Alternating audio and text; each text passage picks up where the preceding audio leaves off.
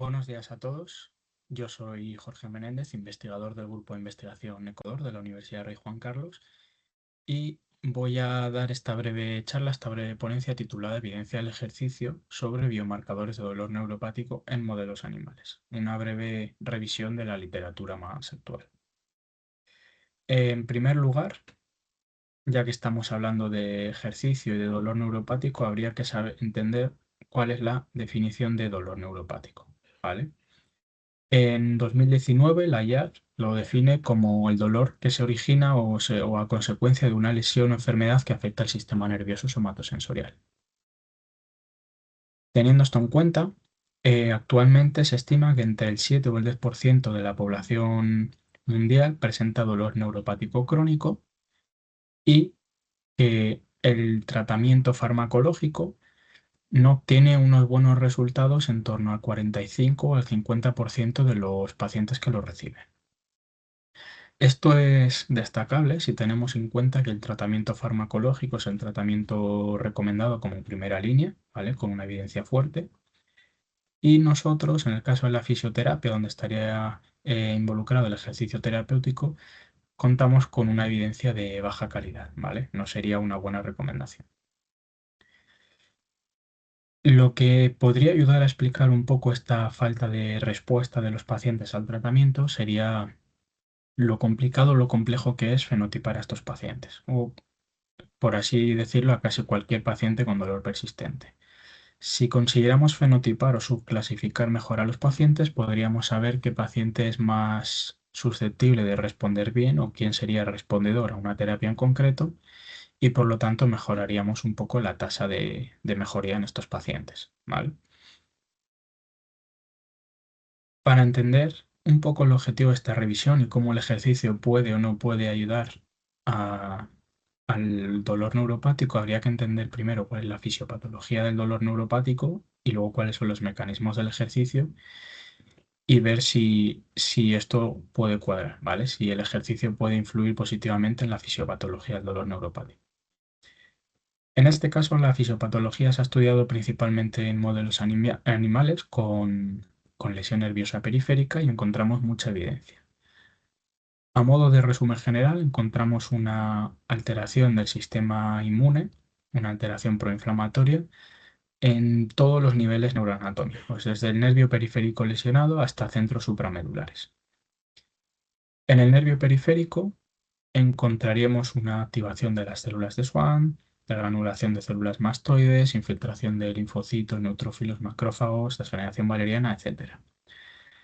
Toda esta infiltración de células proinflamatorias o del sistema inmune se extiende hasta el ganglio de la raíz dorsal y parte también hasta la propia médula. En la médula, además, encontramos alteraciones como una pérdida de la inhibición medular y una plasticidad aberrante que podría explicar fenómenos como la alodinia. Todas estas alteraciones podrían explicar el fenómeno fisiológico que conocemos ahora como sensibilización central. Además, si pasamos a regiones supramedulares, seguimos encontrando cambios como activación microglial o astrocitaria, principalmente en en regiones, involucradas en el sistema inhibitorio descendente. Como vemos, esta alteración puede darse o puede comenzar desde el primer día de la lesión y mantenerse incluso 1, 2 o 3 meses tras la lesión, en prácticamente todos los niveles neuroanatómicos, como digo. Por lo tanto, es una afectación bastante relevante y vamos a ver si el ejercicio puede tener un efecto sobre estos cambios.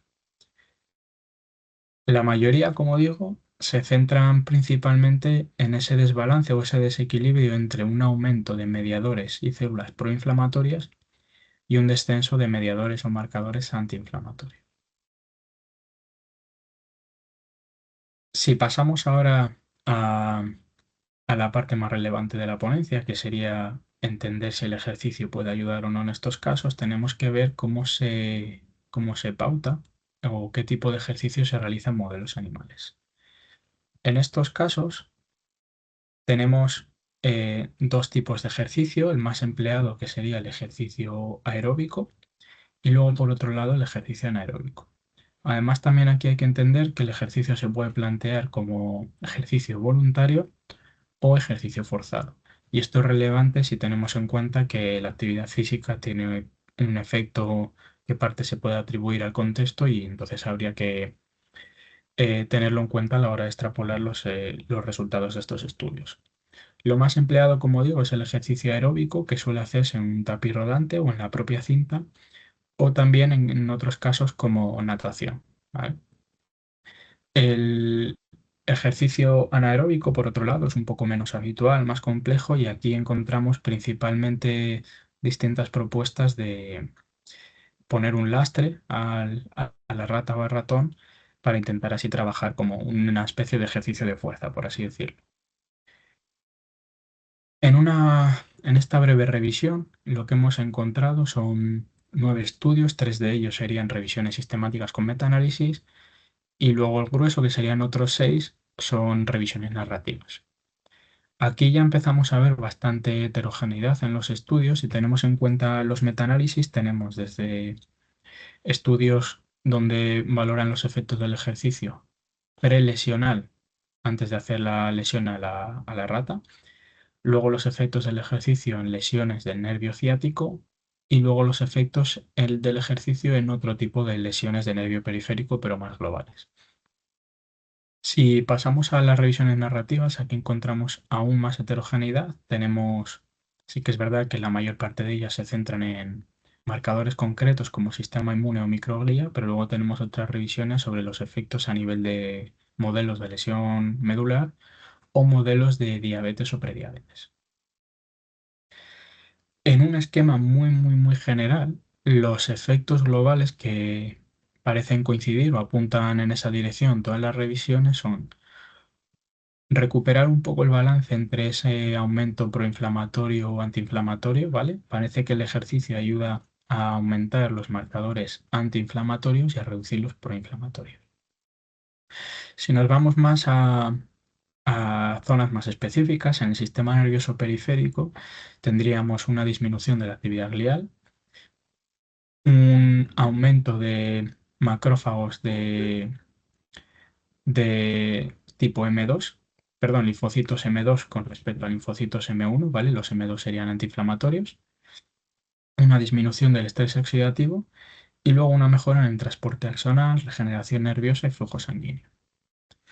En el caso del sistema nervioso central, tendríamos una mejora del sistema inhibitorio, que como hemos visto había afectación tanto a nivel medular como supramedular, una mejora de factores neuroprotectores y también una mejora de esa activación astrocitaria que habíamos visto. Sin embargo, cuando pasamos a ver las pocas revisiones con metaanálisis, vemos que estos resultados no son tan evidentes, ¿vale?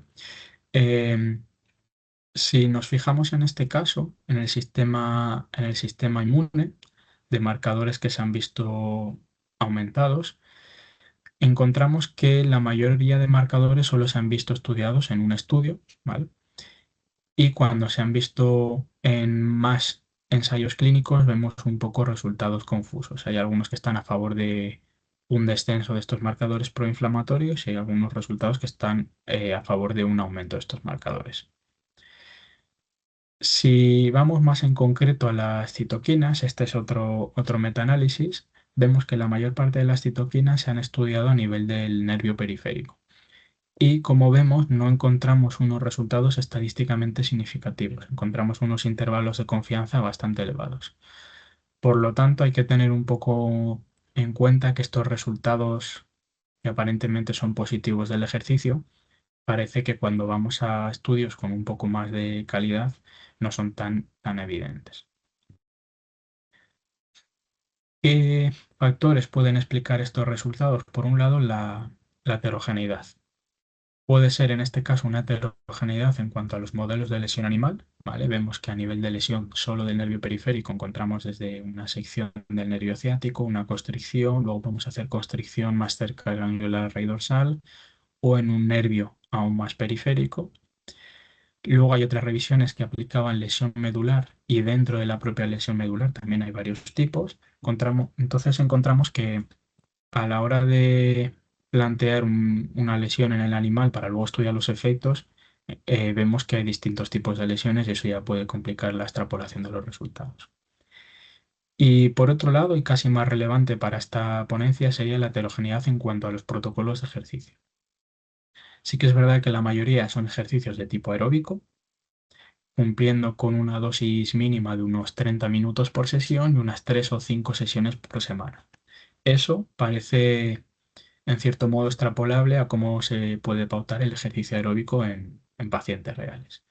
Sin embargo, también encontramos heterogeneidad en cuanto al inicio del protocolo y al tiempo de evaluación. Hay protocolos que inician el programa de ejercicio directamente tras la lesión neural y hay otros que tardan 1 o 2 semanas.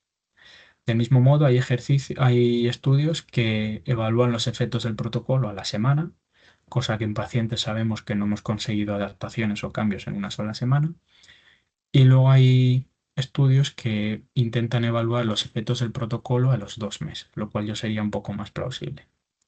Entonces, teniendo todo esto en cuenta, las conclusiones un poco más generales de esta pequeña revisión sería que el ejercicio aeróbico es el más estudiado en modelos animales y parece que puede presentar efectos positivos principalmente en cuanto a mediadores proinflamatorios, que hemos visto que las revisiones sistemáticas con metaanálisis no son tan optimistas.